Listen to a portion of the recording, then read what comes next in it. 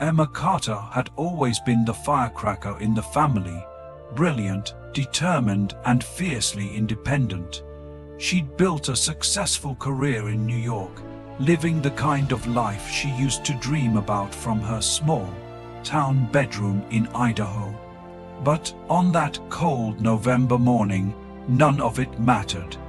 She was standing at the edge of her childhood driveway, the bitter wind mixing with her tears, facing the reality she never thought would come so soon.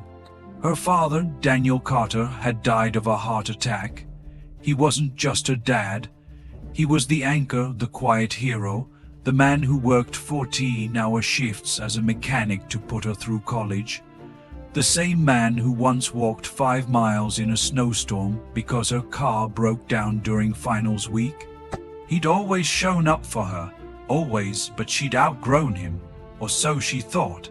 When he called the night before to ask if she was okay, if maybe she was working too hard or feeling alone in the city, she snapped.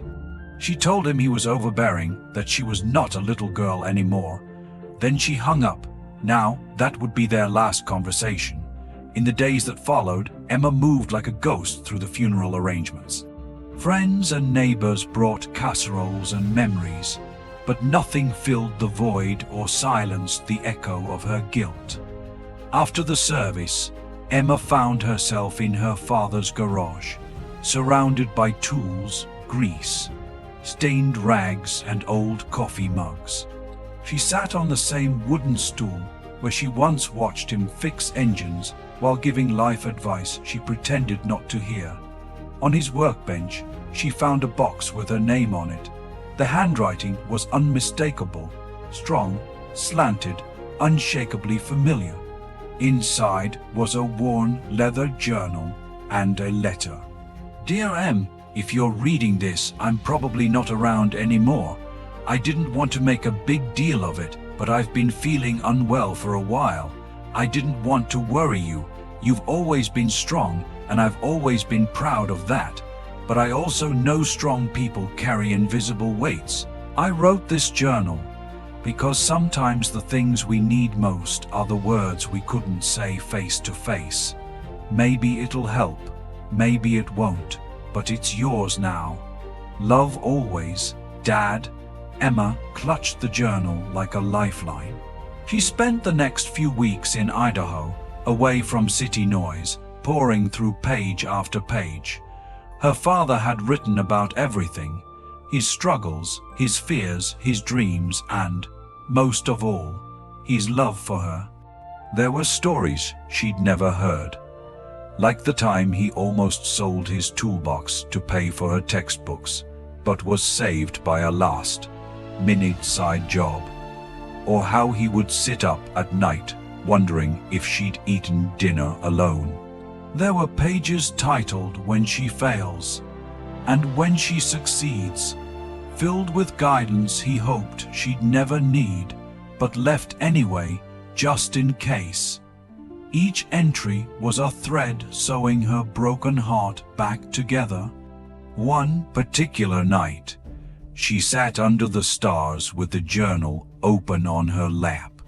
It was a chilly, silent night, and the final entry made her breath catch.